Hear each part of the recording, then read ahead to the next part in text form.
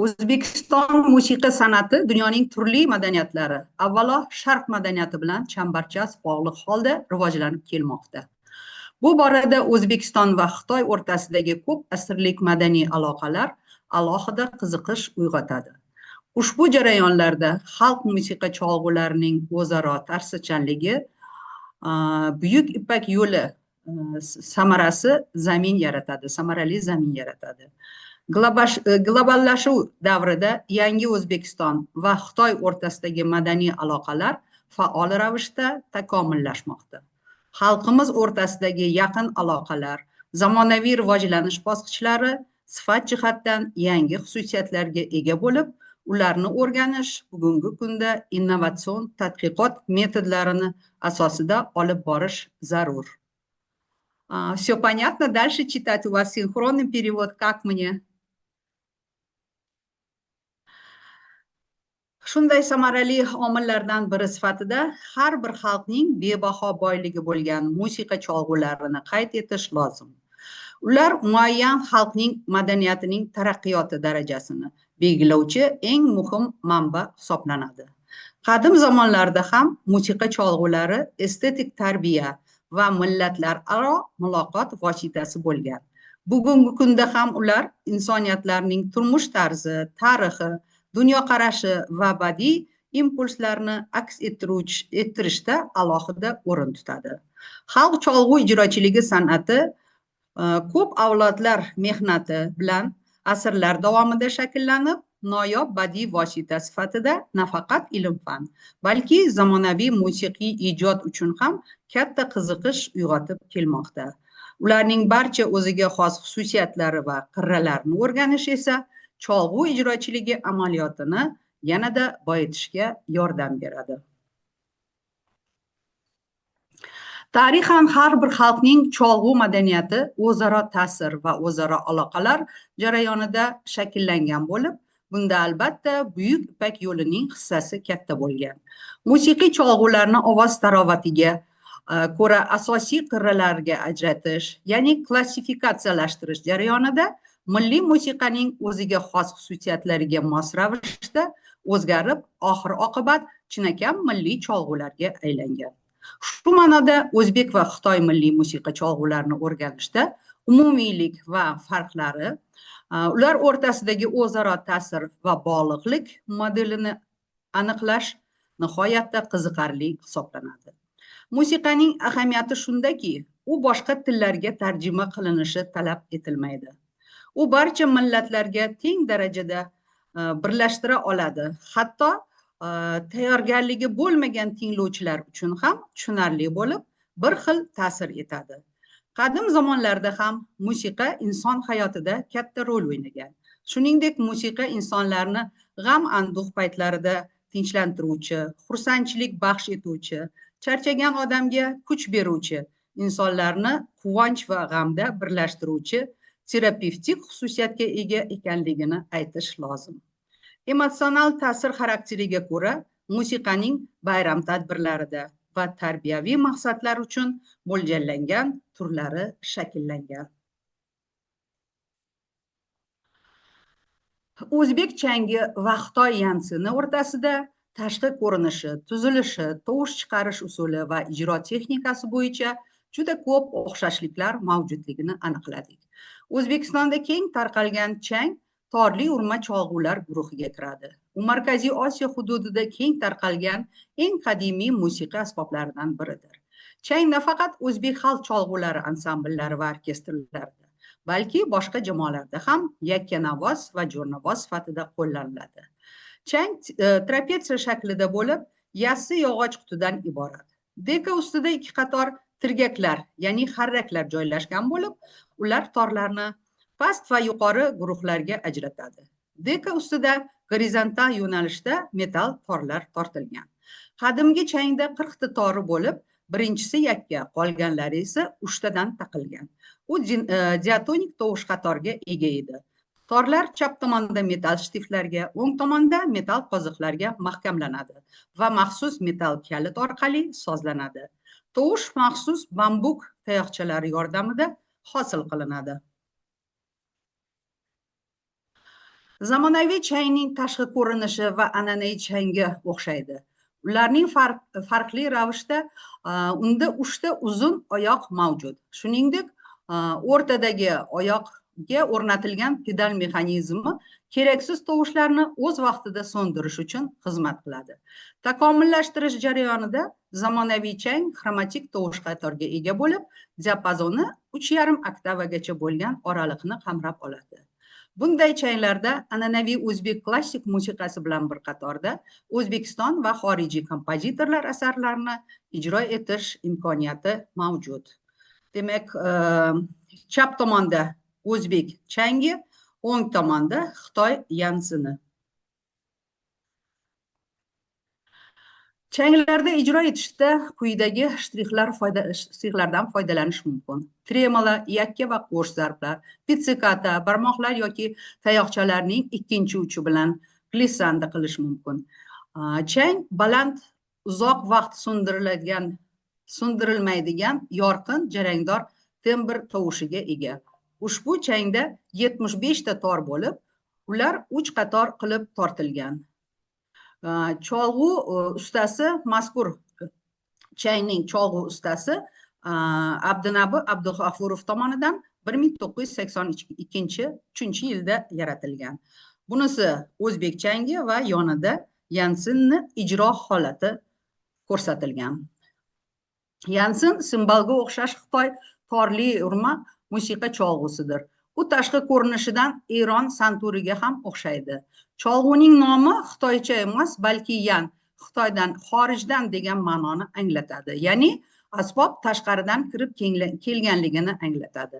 Yansin Xitoyga Min sulolasi davrida taxminan Arabiston va Erondan Yevropaga olib kirilgan davr bilan bir vaqtda kirib kelgan. Uning korpusi trapetsiya simon bo'lib, qattiq yog'och turlaridan tayyorlangan. Cholg'uda 122 ta metal torlar tortilgan. Ular chap tomondan shtiftlarga, o'ng tomondan esa maxsus kalit bilan sozlanadigan quloqlarga taqilgan. Asbob maxsus qo'yiladigan tirgakka o'rnatiladi. Unda chalish uchun bambukdan tayyorlangan tayoqchalar ishlatiladi. Ular chang cho'plariga nisbatan uzunroqdir. Cholg'uning tanasi ham changdan kattaroq va kengroq. Unda ham xuddi changda bo'lgani kabi ko'proq qizlar ijro etishadi. Yansin Xitoy operasi namoyishlarida va teatrlashtirilgan namoyishlarda yakkanavoz hamda jo'rnavoz asbob sifatida qo'llaniladi. Unda xalq kuylari, kompozitorlik ijodi va chet el musiqa namunalarini, shuningdek 2 yoki undan ortiq tovushlardan iborat akkordlarni ijro etish mumkin. Changda bo'lgani kabi yansinda ham turli xil shtrixlardan foydalaniladi. Changdan farqli ravishda yansinda pedal mexanizmi yo'q. Juda kam hollarda pedallarga ega bo'lgan yansinlarni uchratish mumkin.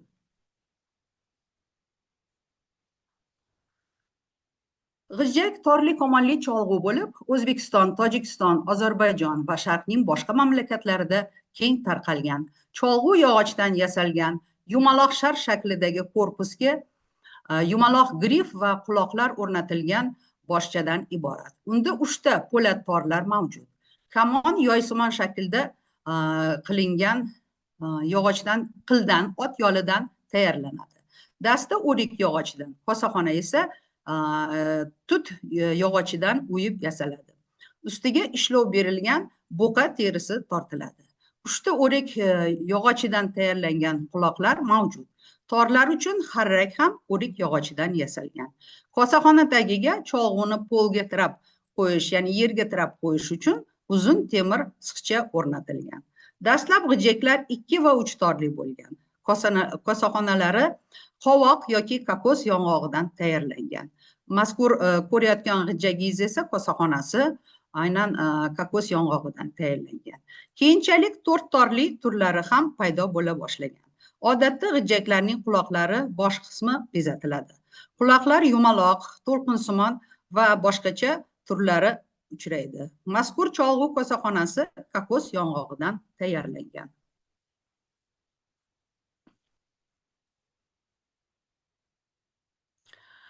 Zamonaviy g'ijjak shakli jihatdan an'anaviy g'ijjakka o'xshaydi. Farqi shakllari zamonaviy g'ijjakka dastaning yuqori qismi ingichka, pastki qismi yumaloq va old tomoni yassi bo'ladi. Kamon skripka kamoni bilan o'zgartirilgan. Zamonaviy g'ijjakning korpusi yog'ochdan bo'lib, o'yma yoki qovurg'ali usulda tayyorlanadi. Amalda ko'proq o'yilgan turi qo'llaniladi. Unda 4 ta metall torlari mavjud. G'ijjakda chap qo'lning 4 ta barmog'i bilan ijro etiladi. Ko'rsatkich birinchi barmoq, o'rta ikkinchi barmoq, nomsiz uchinchi barmoq va jimjaloq to'rtinchi barmoq bilan belgilanadi. Barmoqsiz olinadigan ochiq tor 0 bilan belgilanadi. O'zbek g'ijjagi va Xitoy erxusini rasmlari qo'yilgan.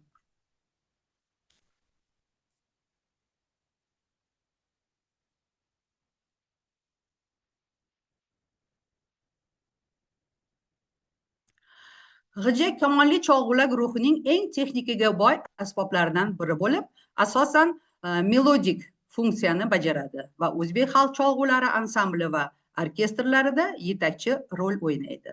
G'ijjakning ijro texnikasi xilma-xil bo'lib, ifoda imkoniyatlariga boydir. Ushbu g'ijjak usta Soqijon Qodirov tomonidan 1995-yilda tayyorlangan. Chap tomonda g'ijjak va o'ng tomonida erxu cholg'ularini ko'rib turibsiz. Erxu Xitoyning torli kamonli cholg'usidir.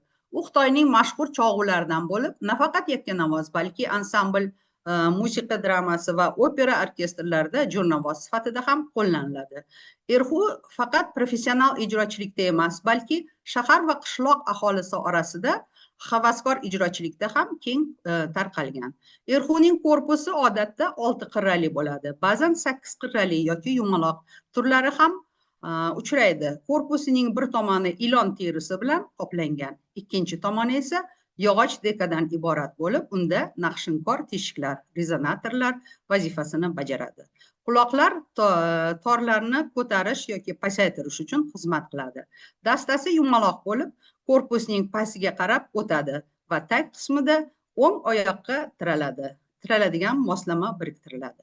Cholg'uning bosh qismi orqaga qayrilgan. Torlar pastdan taglikka, yuqorida esa quloqlarga taqilgan. Erxuda o'tirib chalinadi. Kamonning sochi esa 2 tor orasida turadi. Chap qo'lning barmoqlari 2 torni birdan bosadi, ammo torlar dastaga tegizilmaydi. G'ijjak va erxu torlar soni bilan bir-biridan farq qiladi. G'ijjakda kamon tepadan, erxuda esa pastdan ushlanadi. Ikkalasi cholg'uda ham torlar metalldan ishlangan. Ijro holati va tovush chiqarish usullari o'xshaydi. Har ikkala asbobda xalq kuylari, kompozitorlar asarlari va jahon klassik musiqasi ijro etish mumkin.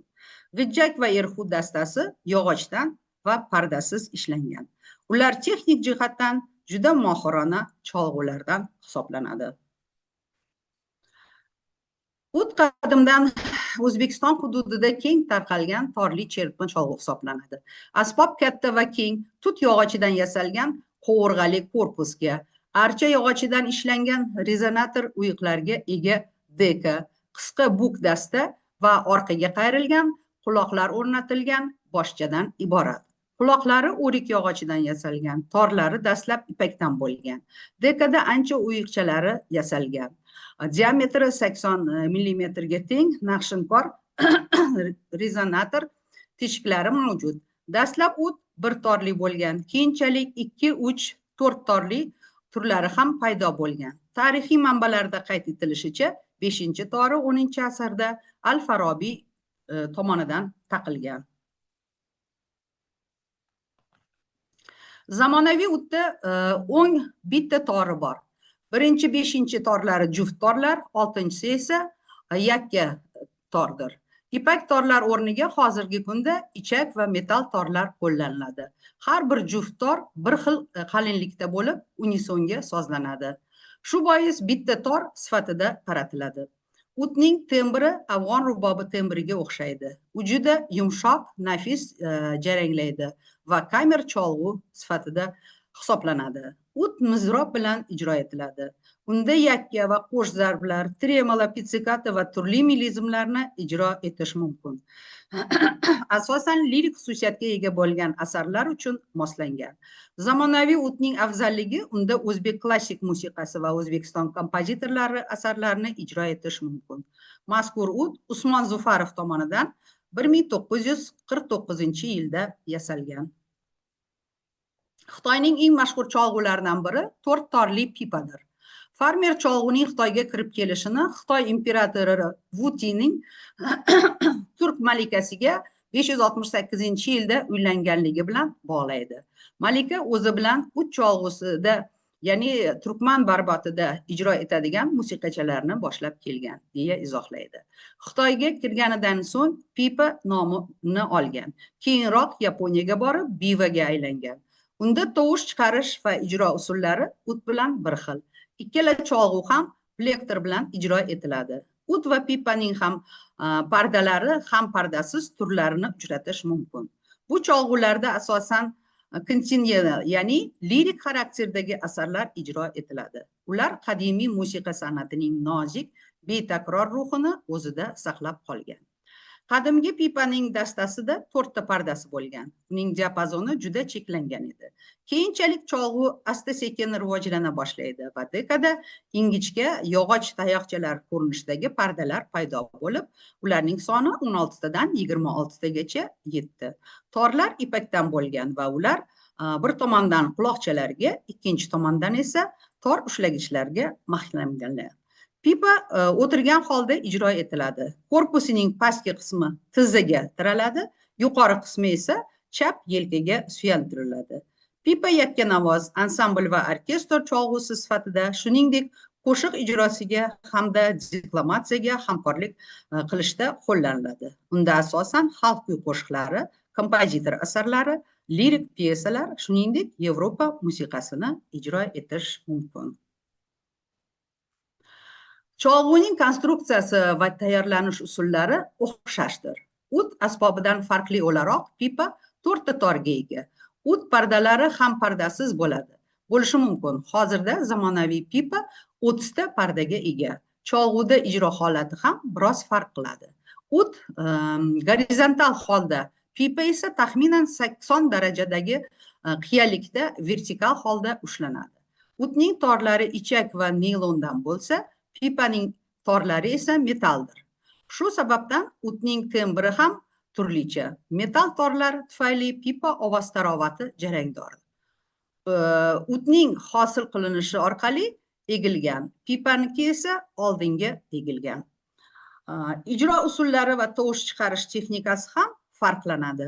Ud mizrob yordamida qo'l bilagi harakati bilan chalinadi. Pipa esa tovush o'ng qo'l barmoqlariga izolenta yordamida, ya'ni yumshoq material yordamida mahkamlanadigan sun'iy tirnoqlar orqali hosil qilinadi. Bu asboblarda asosan lirik musiqalar ijro etiladi. Ularning tembri qadimiy davrlardagi musiqiy san'atning nozik va nafis ruhini o'zida saqlab qolgan. Tadqiqot natijalarini umumlashtirar ekanmiz, ko'p asrlar davomida shakllangan o'zaro ta'sir va mushtaraklik jarayonida o'zbek va Xitoy milliy cholg'ulari o'rtasidagi ma'lum tipologik o'xshashliklar mavjudligini ta'kidlash lozim. Aniqlangan umumiyliklar ushbu aloqalarning samarali bo'lganligi, o'zbek va Xitoy madaniyatini boyitganini va keyingi ijodiy hamkorlik uchun istiqbollar ochayotganini ko'rsatadi. Bu hamkorlikda O'zbekiston Davlat konservatoriyasining Milliy cholg'u ilmiy ishlab chiqarish eksperimental laboratoriyasining faoliyati beqiyos ahamiyatga ega. Turli mamlakatlar musiqa cholg'ulari muzeylari xodimlarining fidokorona mehnati tufayli bugungi kunga qadar jahon xalqlarining noyob va bebaho musiqiy merosi namunalari saqlab qolish imkoniga ega bo'ldi. Bugungi kunda O'zbekiston Davlat konservatoriyaning musiqiy cholg'ular muzeyida nafaqat o'zbek milliy cholg'ulari, balki Xitoy, Hindiston, Koreya, Yaponiya va boshqa bir qator cholg'ular saqlanmoqda. O'zbek milliy cholg'ulari va sharq xalqlari cholg'ularini qiyosiy tahlil etilganda ularning o'xshashliklari hamda farqlari aniq ko'zga tashlanadi. Xulosa o'rnida shuni ta'kidlash joizki, qadimda ham, hozirda ham O'rta Osiyo Buyuk Ipak yo'lining markazi hisoblangan. Bu esa O'zbek va Xitoy tadqiqotchilarining o'zbek milliy cholg'ulari va xalqimiz madaniyatiga bo'lgan qiziqishining ortib borayotganligidan dalolat beradi. E'tiboringiz uchun rahmat.